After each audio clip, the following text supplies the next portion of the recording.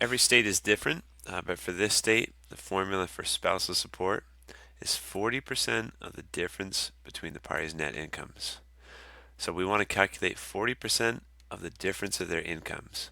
So let's first calculate the difference in their incomes.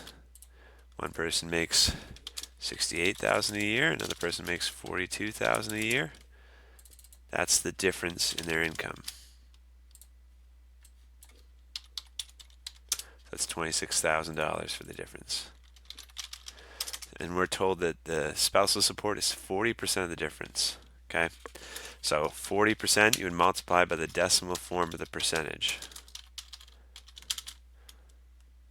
So 0.4 times the difference of their incomes. So $10,400. Okay, so that means spouse B has to pay spouse A $10,400 for a certain amount of time. And again, the time is another thing that states have different rules for. For some states, it's only for, 1/5 of the years that you were married or 2/5 of the years you were married. But for this state, spouse B is paying spouse A $10,400. So they get a chance to get their feet underneath them after the divorce. Okay, so two. So this is the time period it's talking about. For a particular state, you pay alimony for 2 years for every 5 years of the marriage. So the above couple is married for 16 years. So how long should spouse A be getting the $10,400?